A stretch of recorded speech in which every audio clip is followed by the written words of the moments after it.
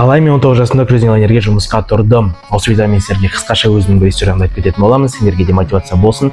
Және мен крузинглайнерге қалай жұмысқа тұру керектігін барлығын подробно сендерге түсіндіретін боламын. Мен крузинглайнерде 1 жылдан астам уақыт жұмыс жасадым. Менің опытым бар. Осы видеода мен өзім туралы бөлісемін, жұмыс туралы бөлісетін боламын. Видеоның соңына дейін қараңдар. Яғни өте жассың деді круизға жұмысқа тұру үшін. Коста круизға тапсырғым келген, олбай мен ағылшынша білем, мен ананы білем, мен мынаны білем деп көп резюмені өтірік жазып солай Дубайға жұмысқа тапсырған болатынмын. Египетке барсақ, давайте мен калимту арабик, арабша сөйлеп беремін сендерге кіреді. Солай Египетте аниматор болып отельде 5 жұлдызды 6 жұлдызды отельде жұмыс жасадым. Беріліп Қазақстанға ұшып кетсем болатын еді, әрине ой Қазақстанда ата-анамның жанындамын деген сияқты. Бірақ Қазақстанға барғым келмеді, қатты қорықтым. Армандап жүрген затым тура алдыма келді менің.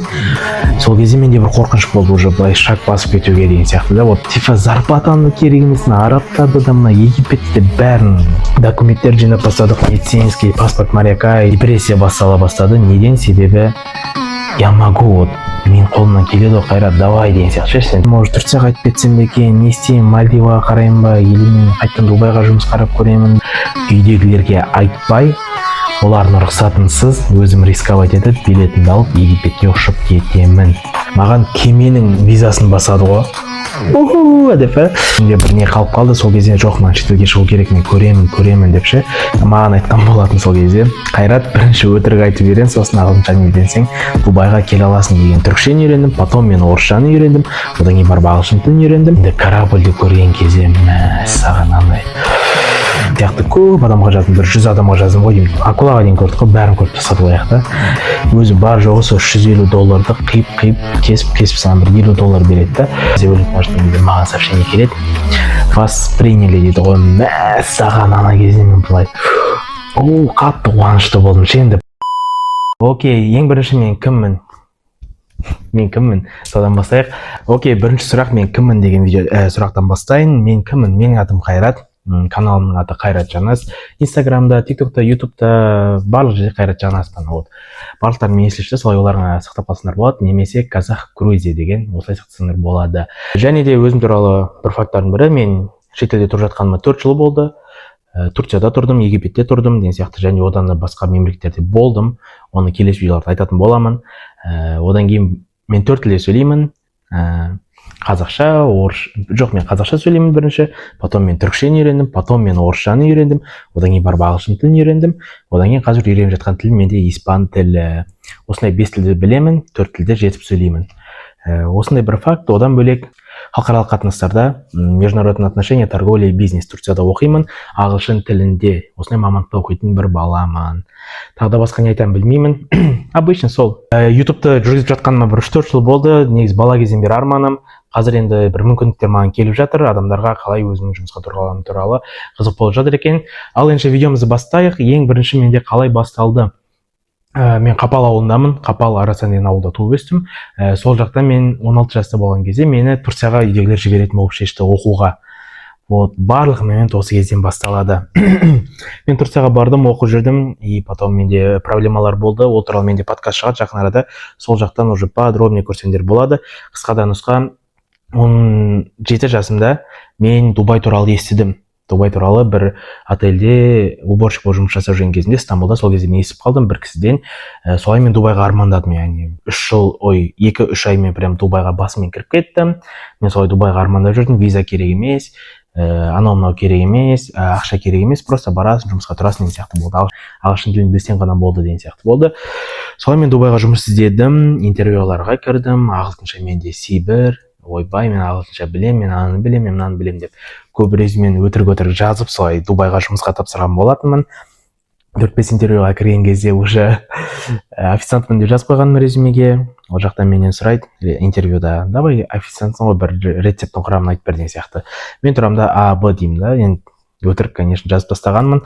Өтірігім білініп қалады, одан интернет айтады, давай ағылшынша сөйлесейік дейді. Мен ағылшынша сұрап, обычный сұрақтарды қояды, типа хоббиің қандай, анау дейді. Мен тоже ағылшынша білмеймін.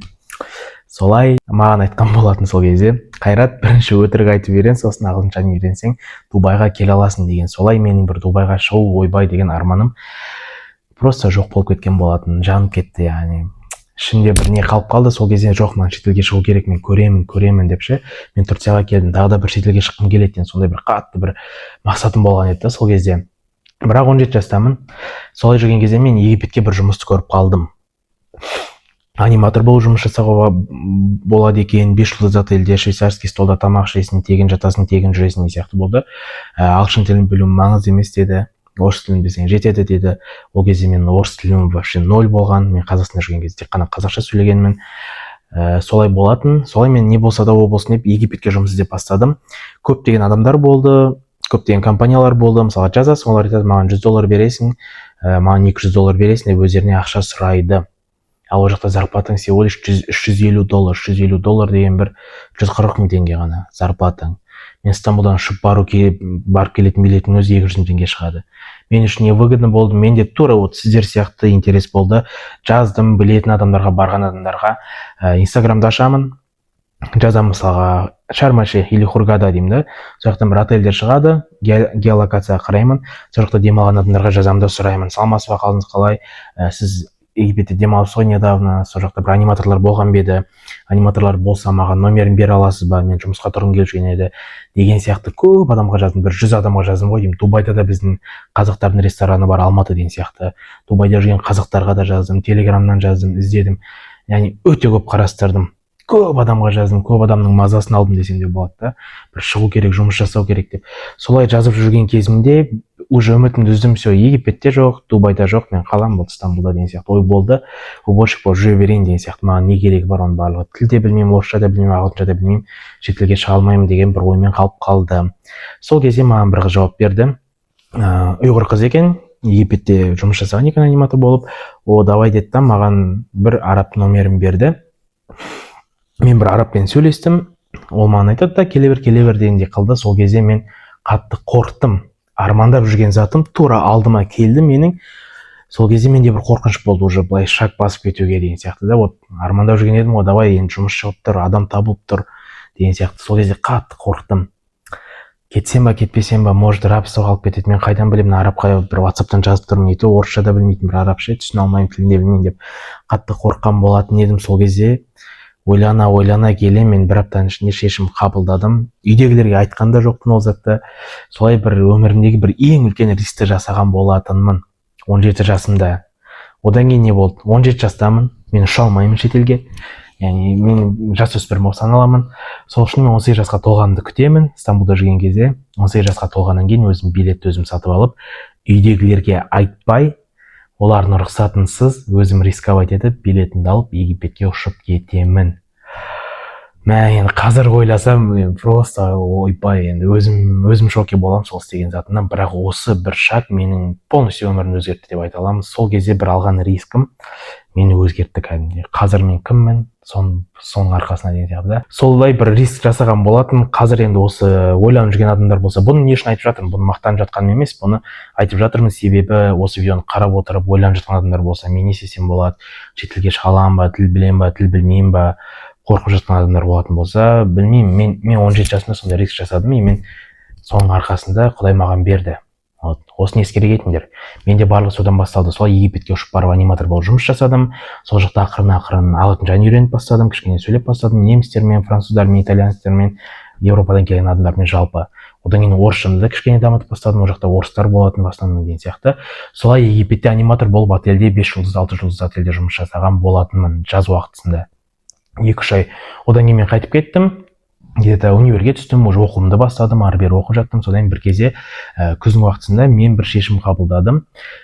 Себебі 1 жыл бойы универде оқып жүрген кезімде мен өмірім скучно болды, андай инсендерге де ұқсас зат шығар. Барасың, келесің, универ общага, бір айдан кейін не болады, универ общага, бір жылдан кейін не болады, универ общага. Келесі жыл не істейсің, 2-3 жылдан кейін не болады, универ общага деген сияқты. Ал менің өмірім сол жылдары деген Египетке бардым, Москваға бардым, Стамбулға, Қазақстанға уже ай сайын ұшамын, сондай бір лакшери болып кетті да. Потом менде 1 жыл бойы сондай тыныш болып қалған кезде менде бір депрессия бастала бастады. Неден? Себебі я могу, мен қолымнан келеді ғой, Қайрат, давай деген сияқты, сен жанып тұрсың деген сияқты. Ал мен сол кезде бір линияға түсіп қалдым, обычно рутинаға түсіп кеттім, солай жүрген болатынмын. Сол кезде бір депрессия болатын менде. И бір кездерде күзде отырдым, Вот сентябрьда былтырғы жылдың 2025-тің сентябрінде отырдым. Сол кезде тиктоктан бір видеоны көріп қалдым, круизный лайнер туралы. Круизный лайнер деп сол кезде мен қарадым да, вау, мынау қандай керемет, может круизный лайнерге қарастырып көремін деген сияқты ше. Давай мен мына жаққа демалып барсам қайтеді, содан кейін барғаннан кейін ішіне кіріп уже круиздағы адамдармен сөйлесемін деп солай бір армандадым да қоя салдым. Бірақ уже ана ой жібермей қойды мені. Мен Египетте жұмыс жасап келдім, мен уже ағылшынша үйреніп алғанмын ол кезде. Менде кішкене шанс бар деген сияқты. Давай бағымды сынап көрейін деп круизный лайнерден уже ойына кетпей қойды, солай мен бастадым. Ол кезде көптеген компаниялар болды, көптеген адамдар бар, блогерлер бар, ютубта ашасың орысша контент, там дым түсінбейсің, түсініксіз, и то ол тек қана орыстарға арналған ба бір бәле да, мен үшін вообще түсінікті болмады. Солай қиналып жүрдім, и бір кезде бір агентствоны таптым, соларға жібердім өзімнің резюмемді, осындай тілдерді білемін, ағылшынша, түркше, орысша, қазақша, давайте мен бағын сынап көрейін деген сияқты аниматорға. Бір компанияға солай жүріп мен өзімнің резюмемді жасап бердім. Олар маған резюмен қате деді, резюмен дұрыс емес, сен былай жасау керексің, фото болу керек, ол 3-4 болу керек, оны ақ фонда түсу керек, ары бері мына затты жазбайсың, мына затты жазасың сияқты. Барлығын өзіме лақтырды, мен соны әлегімен жүрдім ары бері, солай бір қиналып қалдым сол кезде, уақытымды жоғалтып алдым деген сияқты. Ал егер де сендер енді уақыттарын жоғалтқыларың келмесе, сендерге мен келесі видеоларда қалай резюме жасау керектігін, жақсылап бір резюмені толтыру керектігін ол туралы айтып беретін боламын. Оның барлығын мен бітірген интервьюға кірдім. Интервьюға кірген кезде маған айтты, сен жассың деді, яғни өте жассың деді круизға жұмысқа тұру үшін. Как минимум сенде 21 жас болу керек деді. Одан кейін маған айтты, сенің опытың аз деді, аниматор болып жұмыс жасағансың, яғни 2-3 отельде ғана, ол аз деді біз үшін. Одан кейін ағылшыншаңды біраз жетілдіру керексің деді. Вот солайша маған күте тұрасың деді. Яғни сол кезде менде ой болды, Қазақстанға қайтайын ба, или Египетке қайтайын ба деген сияқты. Үйдегілер айтты, кел, Қазақстан қайтып кел, болды, жанымызда жүр деген сияқты. Бірақ ол кезде енді беріліп Қазақстанға ұшып кетсем болатын еді, әрине, ой, Қазақстанда мына адамның жанындамын деген сияқты. Бірақ Қазақстанға барғым келмеді. Неге? Себебі Қазақстанда біз қазақша ғана, орысша ғана сөйлейміз. Балалар айтты маған, түрк достарым, давай Турцияда қалса етеді. Сосын мен айттым, типа Турцияда қалсам болады, зарплатасы жақсы, Египетке қарағанда 150 теңге емес, бірақ Турцияда біз түркше ғана сөйлейміз, қайда барсам да дедім да. Одан Анкараға барасың, может орысша сөйлейсің да, максимум деген сияқты. Солай мен Египетке ұшқан болатынмын, яғни ол жақта біраз ағылшынша сөйлейсің, ол жақта қонақтар Европадан келген, international, олар ағылшынша сөйлейді деген сияқты. Мен Египетке ұштым, сол кезде бір рисковать етті тағы да. Египетке бардым, где-то 5 айда жұмыс жасап жүрдім, оның өзінің бір әлегі бар. Визамды алмадым, зарплатамды алмадым, сол үшін негізі ол туралы бір бөлек видео жасайын лучше.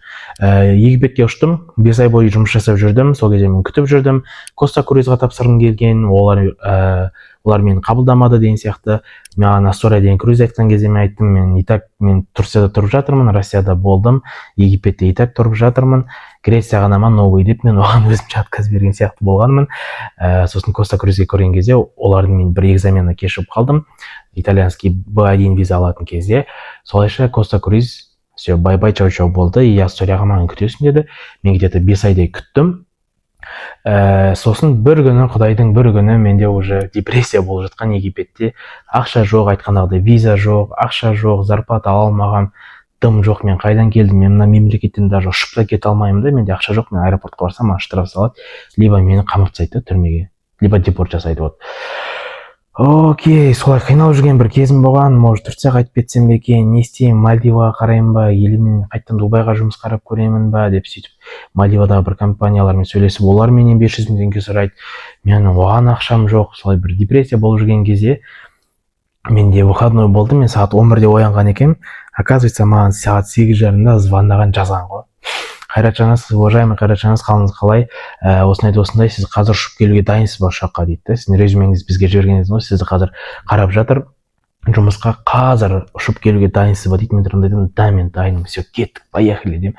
Тұрады айтады, все, спорт аниматорға, мен спорт аниматормын, спорт аниматорға взрослый адамдармен жұмыс жасайтын, бітіп қалды дейді вакансия, саған детский аниматорға көріп керексің дейді. Мен детский аниматор болғым келмейді, яғни мен не то, что ненавижу детей, маған сложно, мен спорт аниматормын, мен солай үйренгенмін, вот сол үшін мен спорт аниматорға тапсырамын дедім, олар айтты, бітіп қалды деді, и в итоге амалсыздан детский аниматорға тапсыруға шешім қабылдадым, и өзім резюмемді тағы да өзгертіп, басқалай қылып, өзіміздің балалармен жұмыс жасаған Египеттегі бір-екі суреттерді қойып, солай жіберген болатынмын. Олар айтты, жақсы, қараймыз деді. Одан кейін маған айтты, өзің туралы бір 2 минуттық видео түсіріп жібер, яғни өзің туралы, сосын өзіңнің күнделікті жасап жүрген жұмысың туралы деді.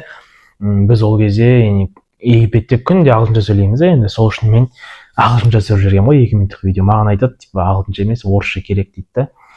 Мен біртүрлі болып қалдым да, ладно деп орысша видео түсіріп жібердім. Солай мен өзім туралы 2 минуттық видео жасап жібердім. Яғни ол жақта мен өзімнің артықшылықтарымды айттым.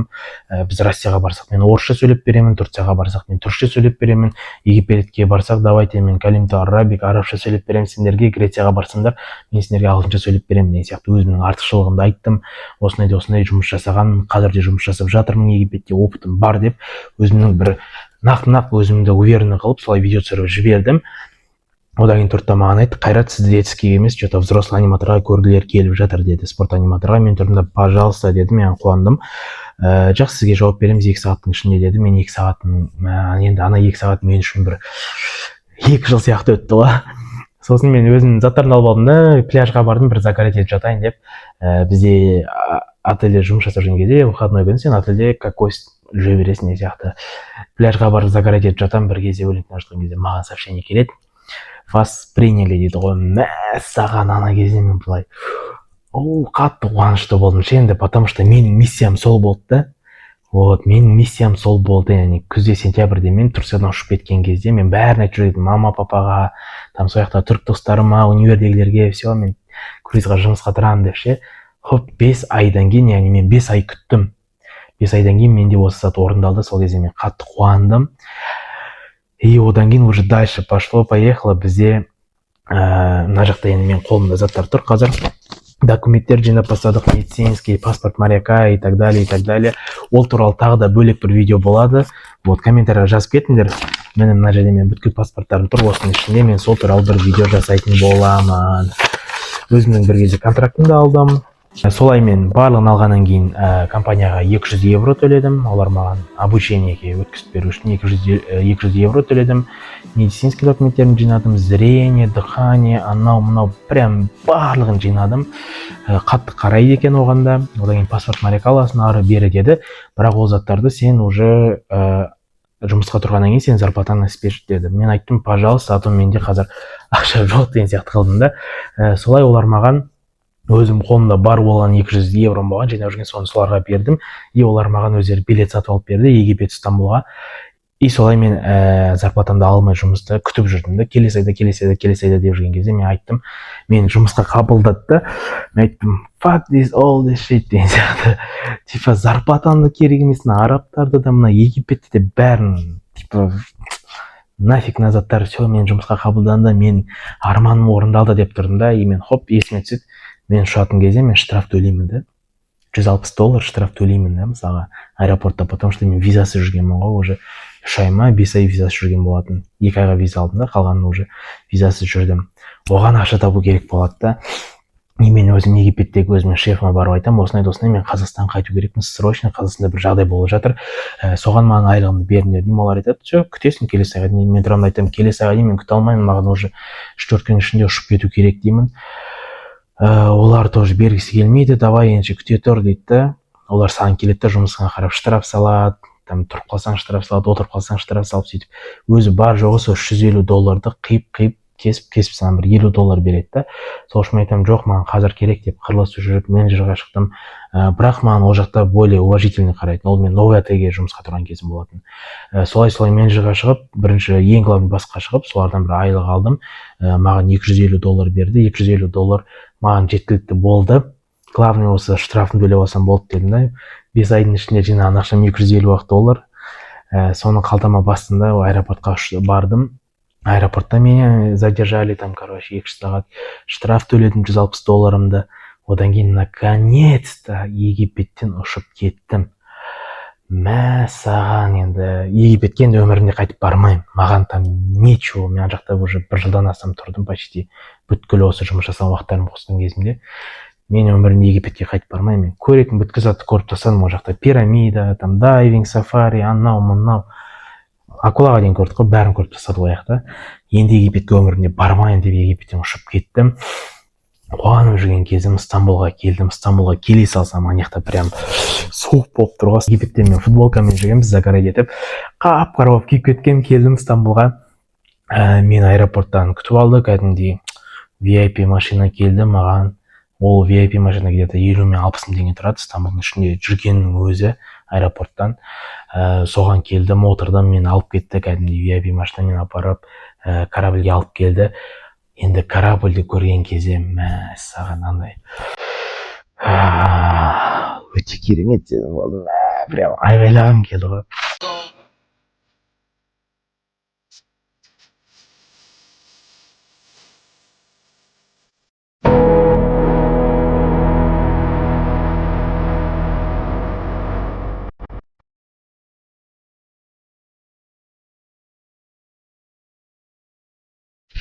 Бір қатты қуандым ше, бір андай қуанған кезде сразу ойыма түсті да, мен мама папаға айтатын болдым ғой мақтанып деп ше. Күзде олармен жұмыс жасаймын деген кезде қойшы деген ғой енді. Көр енді өзің не сияқты қылған. Қатты қуанып, все, мен айтамын, все, я сделал, вот деп. Ол кезде 19 жаста болған болатын. Корабльге келдім, кірдім, уже Стамбулға кірген кезде мен паспортымды алды да, паспорттың ішіне, кстати, паспортты тура қазір алдымда тұр, көрсетіп жіберейін. Обычно менде мынандай нелерді, ұшақтың нелерді, мысалы әр бетінде ұшақтікі болады, ал маған болса, вот маған кеменің визасын басады ғой. Деп, ну енді необычно просто. Ой, кеменің штампын басады. Менде мысалы ұшақтар болатын болса, обычно мынаяқта, вот мынаяқта маған кеменің басады. Тұрдым, окей дедім, кірдім, паспортымды алып алды, жарайды дедім, оған да көндім, бәрінің паспортын алады екен. Кірдім, каютамды көрсетті маған, ресепшнға бардым, өзіме неймтег алдым, жұмыс жасайтын аниматор деген, кілтті алдым, көршімді көрсетті, жұмыстың маған киімдерін берді, ары бері. Осылай мен жұмысқа тұрдым. Одан кейін бір апта өткенше мен жұмыстың ішінде өзім, мен андаймын, не знаю, қатты не істегім келмейді. Айтамын деймін, әрине Египетке ұшып кеткеннен кейін де бір аптадан кейін барып үйдегілерге звонып айтқан болатын. Корабльге кіріп жұмысқа тұрып бір аптаның ішінде орналасып алғаннан кейін барып қана үйдегілерге айттым. Осылай 19 жасында мен жұмысқа тұрған болатынмын, осындай бір жолды жүріп өттім. Керемет қуанамын. Сосын кеменің ішінде 20 жасқа толдым, кеменің ішінде туған күн жасадым, ары бері сол жақта 1 жылдан астам уақыт жұмыс жасап шықтым. Өте керемет болды. Ал енді видеоның қорытындысы, если я мог, значит вы тоже можете, почему бы нет?